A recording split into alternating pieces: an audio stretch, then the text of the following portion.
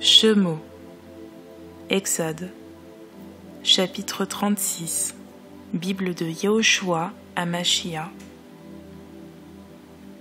Et Betsa, Leuel, et Oholiab, et tous les hommes au cœur sage, auxquels Yahweh avait donné de la sagesse et de l'intelligence, pour savoir faire tout l'ouvrage du service du lieu saint, firent selon toutes les choses que Yahweh avait ordonnées.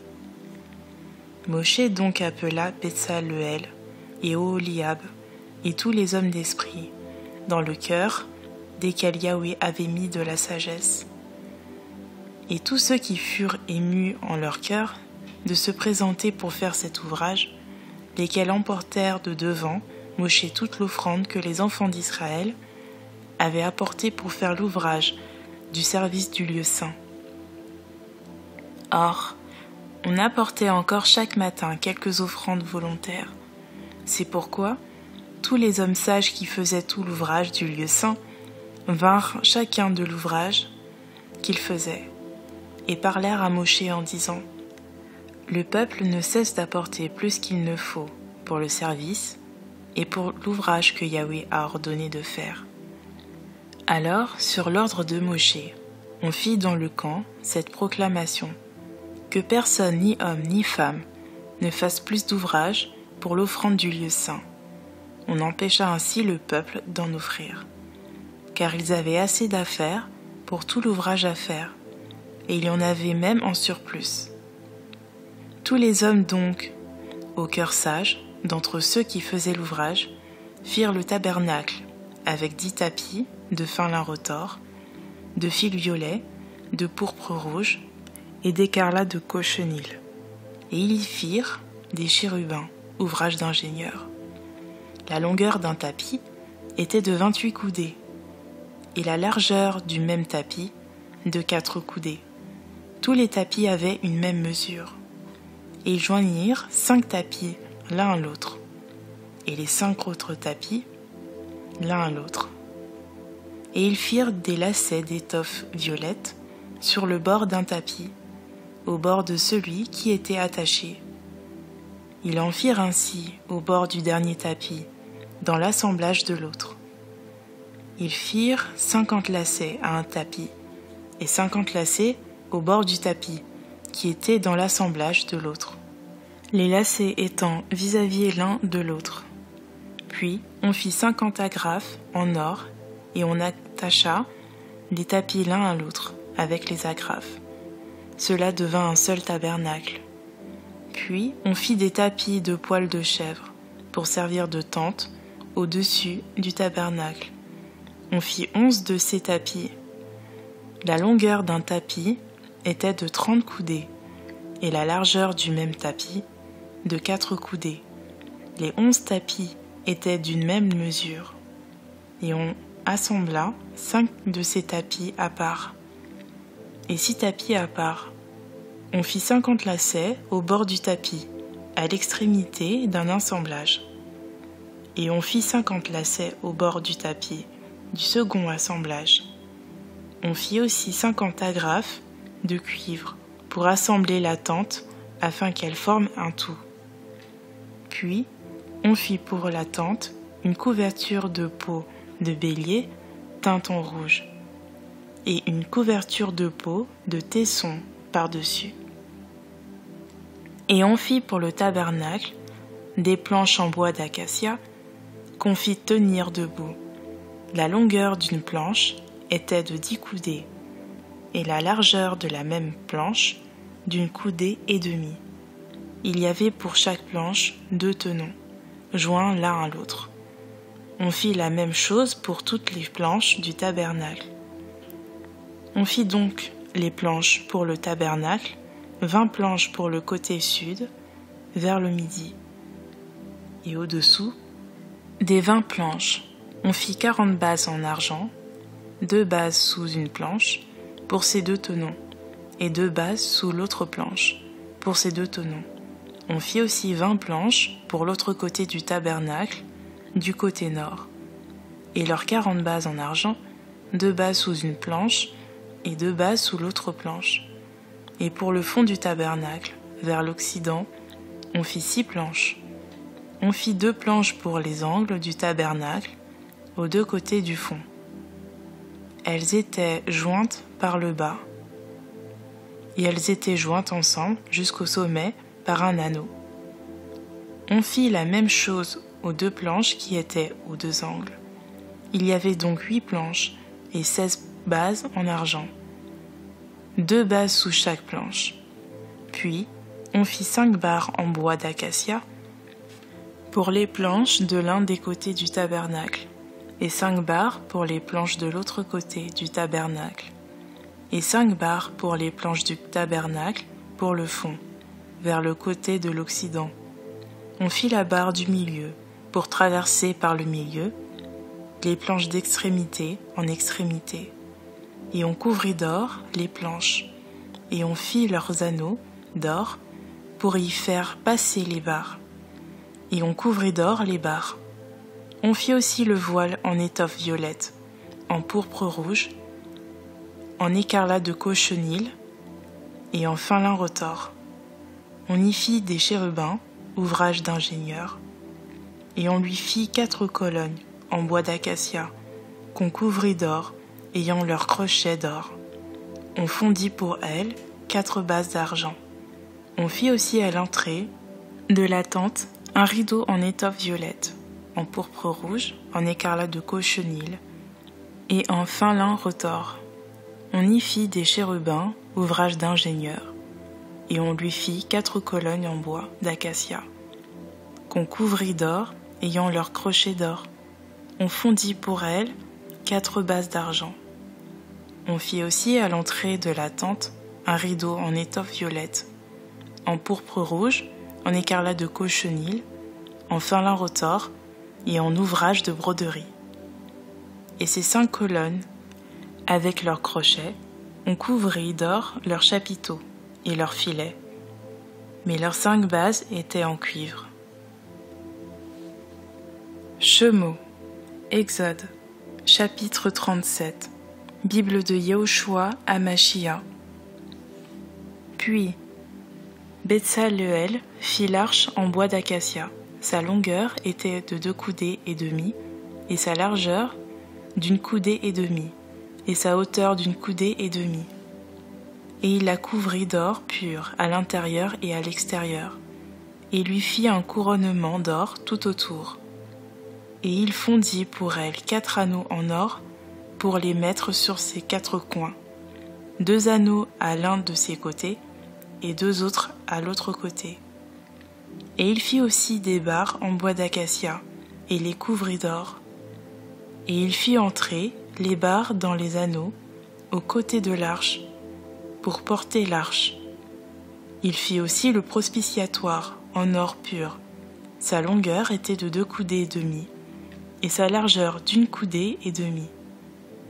Et il fit 2 chérubins d'or, il les fit d'ouvrage étendu, au marteau, tirés des 2 extrémités du propitiatoire. Un chérubin à une extrémité, l'autre chérubin à l'autre extrémité. Il fit sortir les chérubins du propitiatoire à ces 2 extrémités, et les chérubins étendaient leurs ailes en haut, couvrant de leurs ailes le propitiatoire. Leurs faces étaient vis-à-vis l'une de l'autre, et les chérubins regardaient vers le propitiatoire. Il fit aussi la table en bois d'acacia. Sa longueur était de 2 coudées, sa largeur d'1 coudée et sa hauteur d'1 coudée et demie. Et il la couvrit d'or pur, et lui fit un couronnement d'or tout autour. Il lui fit aussi à l'entour un rebord d'une largeur d'1 paume, et à l'entour de sa bordure un couronnement d'or. Et il fondit pour elle 4 anneaux d'or, et il mit les anneaux aux 4 coins, qui étaient à ses 4 pieds. Les anneaux étaient à côté du rebord, pour y mettre les barres afin de porter la table avec elles. Et il fit les barres en bois d'acacia, et les couvrit d'or, pour porter la table. Il fit en or pur les ustensiles qu'on devait mettre sur la table, les plats, les tasses, les bassins et les gobelets, avec lesquels on devait faire les aspersions. Il fit aussi le chandelier en or pur, Il le fit en ouvrage métallé, sa tige, ses branches, ses coupes, ses boutons et ses fleurs sortaient de lui. Et 6 branches sortaient de ses côtés, 3 branches d'un côté du chandelier et 3 de l'autre côté du chandelier. Il y avait sur l'une des branches 3 coupes en forme d'amande, un bouton et une fleur, et sur l'autre branche 3 plats en forme d'amande, un bouton et une fleur. Il fit la même chose aux 6 branches qui sortaient du chandelier. Il y avait sur le chandelier 4 coupes en forme d'amande, ses boutons et ses fleurs. Il y avait un bouton sous 2 branches qui sortaient de lui, un bouton sous 2 autres branches et un bouton sous 2 autres branches. Il en allait de même pour les 6 branches sortant du chandelier. Ses boutons et ses branches ne faisaient qu'un avec lui. Le tout était en ouvrage métallé d'or pur. Il fit aussi ses 7 lampes, ses mouchettes et ses encensoirs d'or pur, et il le fit avec sa garniture d'un talon d'or pur. Il fit aussi en bois d'acacia l'autel de l'encens. Sa longueur était d'1 coudée et sa largeur d'1 coudée. Il était carré, et sa hauteur était de 2 coudées, et ses cornes procédaient de lui. Et il couvrit d'or pur le dessus de l'autel. Ses côtés tout autour de ses cornes, il fit tout autour une bordure en or. Il fit aussi au-dessous de sa bordure 2 anneaux d'or à ses 2 côtés, lesquels il mit aux 2 coins pour y faire passer les barres afin de le porter avec elles. Et il fit les barres en bois d'acacia et le couvrit d'or. Il fit aussi l'huile pour l'onction sainte et l'encens aromatique et pur. C'était un ouvrage de parfumeur. Shemot, Exode, chapitre 38, Bible de Yehoshua Hamashia. Il fit aussi en bois d'acacia l'autel des holocaustes, et sa longueur était de 5 coudées, et sa largeur de 5 coudées. Il était carré, et sa hauteur était de 3 coudées. Et il fit ses cornes à ses 4 coins. Ses cornes sortaient de lui, et il le couvrit de cuivre. Il fit aussi tous les ustensiles de l'autel, les chaudrons, les racloirs, les bassins, les fourchettes et les encensoirs. Il fit tous ces ustensiles en cuivre. Et il fit pour l'autel une grille de cuivre, en forme de treillis lisse, au-dessous de l'enceinte de l'autel, depuis le bas jusqu'au milieu. Et il fondit 4 anneaux aux 4 coins de la grille de cuivre pour mettre les barres. Et il fit les barres en bois d'acacia et les couvrit de cuivre. Et il fit passer les barres dans les anneaux, aux côtés de l'autel, pour le porter avec elles. Il le fit creux, avec des planches. Il fit aussi la cuve en cuivre, et sa base en cuivre, avec les miroirs des femmes qui se rassemblaient à l'entrée de la tente d'assignation. Il fit aussi le parvis, du côté du sud. Au midi, les rideaux du parvis. Enfin l'un retors avait 100 coudées. Il fit en cuivre leurs 20 colonnes avec leurs 20 bases. Mais les crochets des colonnes et leurs filets étaient en argent. Et pour le côté nord, il fit des rideaux de 100 coudées. Leurs 20 colonnes et leurs 20 bases étaient en cuivre. Mais les crochets des colonnes et leurs filets étaient en argent. Pour le côté de l'occident, des rideaux de 50 coudées, leurs 10 colonnes et leurs 10 bases. Les crochets des colonnes et leurs filets étaient en argent. Pour le côté de l'orient droit, vers le levant, des rideaux de 50 coudées. Il fit pour l'un des côtés 15 coudées de rideaux, et leurs 3 colonnes avec leurs 3 bases. Et pour l'autre côté, 15 coudées de rideaux, afin qu'il y en ait autant de part et d'autre de la porte du parvis, et leurs 3 colonnes avec leurs 3 bases. Il fit donc tous les rideaux du parvis qui étaient tout autour, en fin lin retors. Les bases pour les colonnes étaient en cuivre. Les crochets des colonnes et les filets étaient en argent, et leurs chapiteaux furent couverts d'argent. Toutes les colonnes du parvis furent ceintes tout autour d'un filet d'argent. Et il fit le rideau de la porte du parvis en étoffe violette, en pourpre rouge, en écarlate de cochenille et en fin lin retors, en ouvrage de broderie, de la longueur de 20 coudées, et de la hauteur qui était comme la largeur de 5 coudées, correspondant au rideau du parvis. Et ces 4 colonnes avec leurs bases de cuivre et leurs crochets d'argent, la couverture aussi de leurs chapiteaux et leurs filets d'argent, et tous les pieux du tabernacle et du parvis, tout autour en cuivre. Voici le compte des choses qui furent employées pour le tabernacle du témoignage, compte dressé sur l'ordre de Moshe par les soins des Lévites, sous la conduite d'Ithamar, fils du prêtre Aaron, et Betsaluel, fils d'Ouri, fils de Our, de la tribu de Yehuda, fit toutes les choses que Yahweh avait ordonnées à Moshe. Et avec lui, Oholiab, fils d'Aïch-Samak, de la tribu de Dan. C'était un artisan, un brodeur sur l'étoffe en violet, en pourpre rouge, en écarlate de cochenille et sur le fin lin.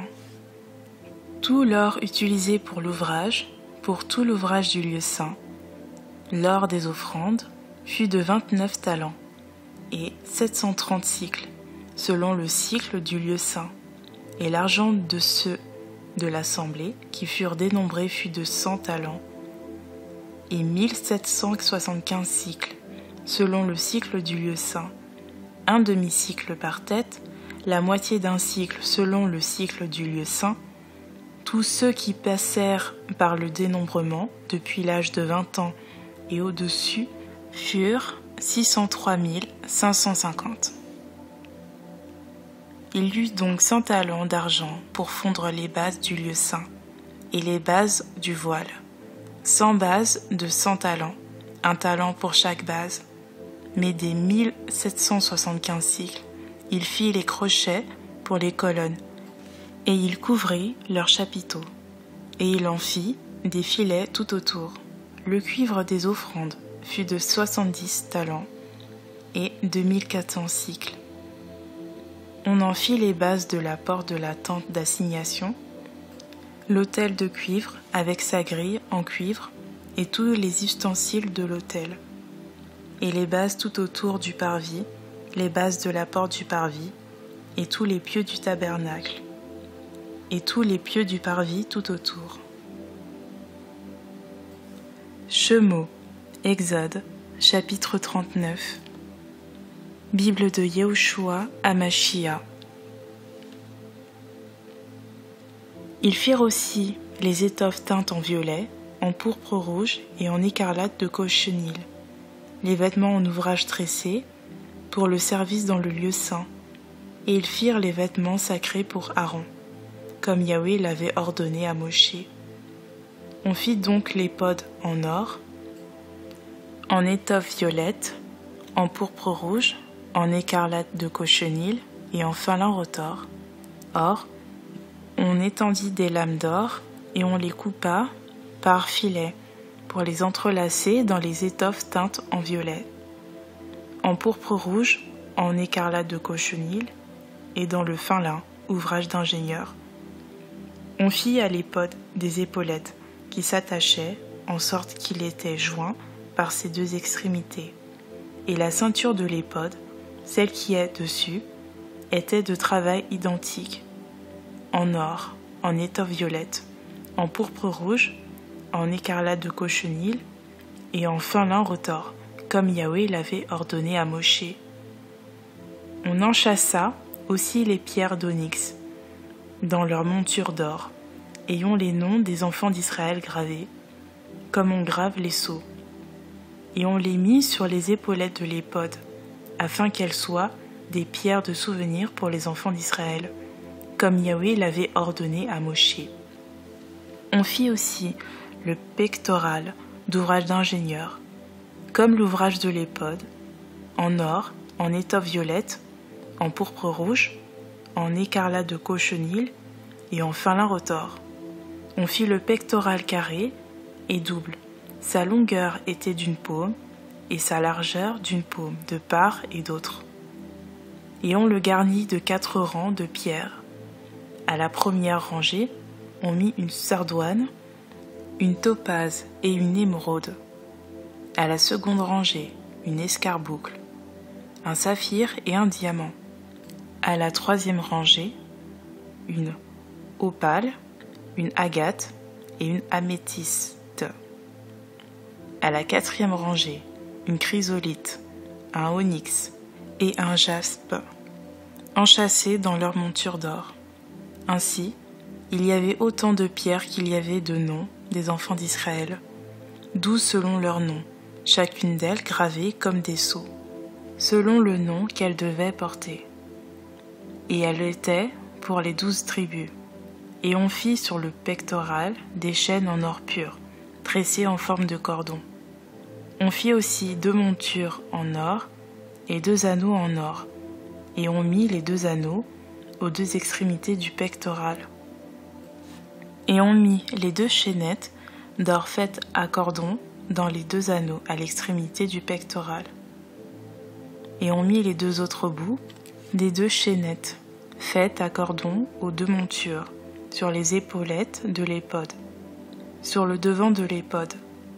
On fit aussi 2 autres anneaux en or et on les mit aux 2 autres extrémités du pectoral, sur son bord, qui était du côté de l'éphod à l'intérieur. On fit aussi 2 autres anneaux d'or et on les mit aux 2 épaulettes de l'éphod par le bas, répondant sur le devant de l'éphod, à l'endroit où il se joignait au-dessus de la ceinture de l'éphod.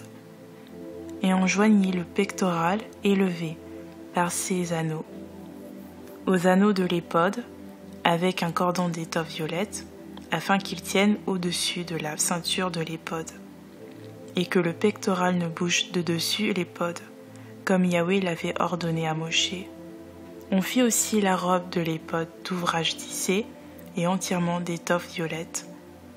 Et l'ouverture pour passer la tête était au milieu de la robe, comme l'ouverture d'une côte de mailles. Il y avait un ourlet à l'ouverture de la robe, tout autour afin qu'elle ne se déchire pas.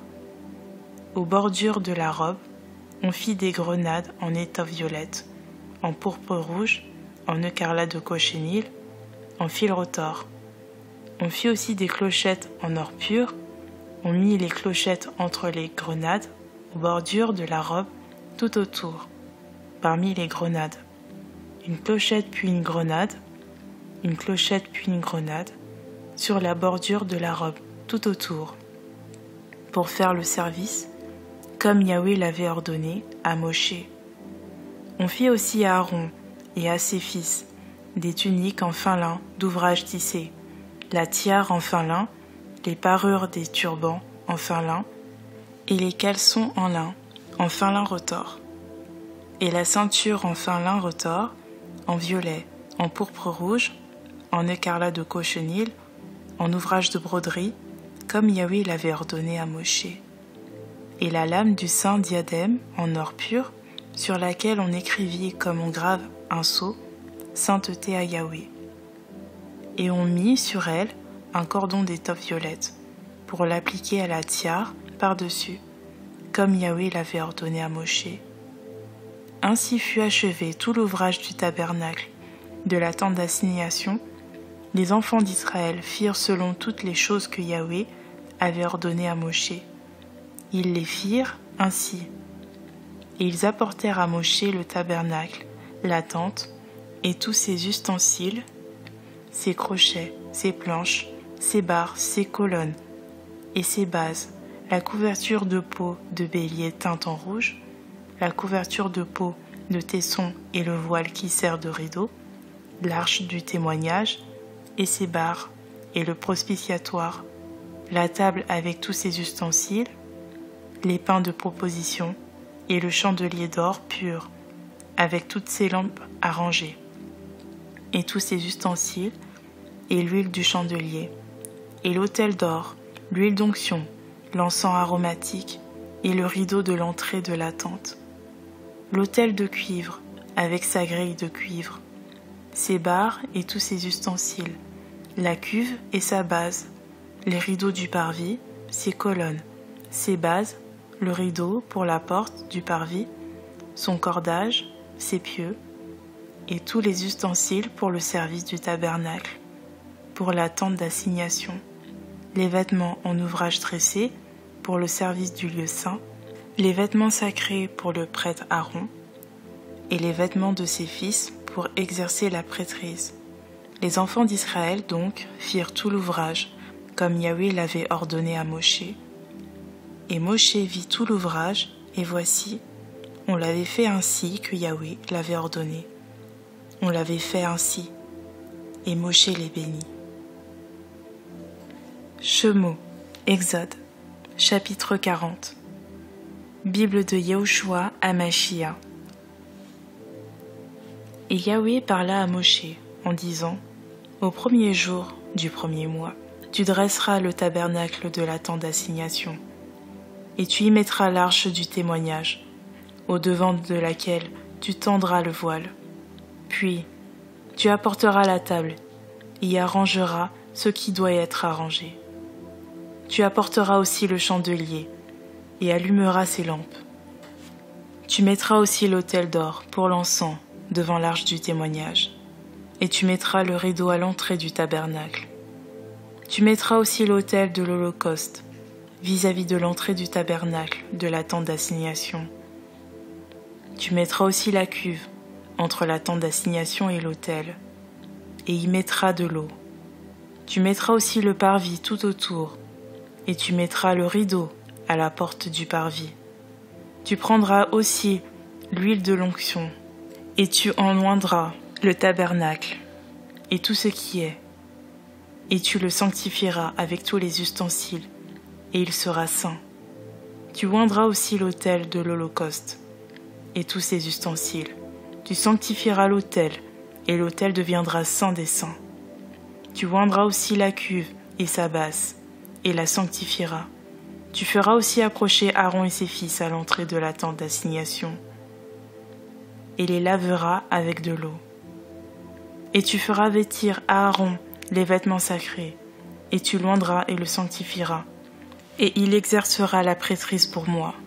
Tu feras aussi approcher ses fils, que tu revêtiras de tuniques, et tu les oindras comme tu auras oint leur père. Ils m'exerceront la prêtrise, et leur onction leur sera pour exercer la prêtrise à toujours parmi leurs générations. Moshe fit exactement ce que Yahweh lui avait ordonné. Ainsi fit-il, car au premier jour du premier mois de la seconde année, le tabernacle fut dressé. Moshe donc dressa le tabernacle, mit ses bases, posa ses planches, mit ses barres et dressa ses colonnes. Et il étendit la tente sur le tabernacle, et mit la couverture de la tente au-dessus du tabernacle, par le haut, comme Yahweh l'avait ordonné à Moshe. Puis il prit et posa le témoignage dans l'arche et mit les barres à l'arche. Il mit aussi le propitiatoire au-dessus de l'arche, et il apporta l'arche dans le tabernacle, et posa le voile qui sert de rideau, et le mit au devant de l'arche du témoignage, comme Yahweh l'avait ordonné à Moshe. Il mit aussi la table dans la tente d'assignation, au côté du tabernacle vers le nord, en dehors du voile. Et il arrangea sur elle les rangées de pain devant Yahweh, comme Yahweh l'avait ordonné à Moshe. Il mit aussi le chandelier dans la tente d'assignation, vis-à-vis de la table, du côté du tabernacle vers le sud. Et il alluma les lampes devant Yahweh, comme Yahweh l'avait ordonné à Moshe. Il posa aussi l'autel d'or dans la tente d'assignation, devant le voile. Et il y fit brûler l'encens aromatique, comme Yahweh l'avait ordonné à Moshe.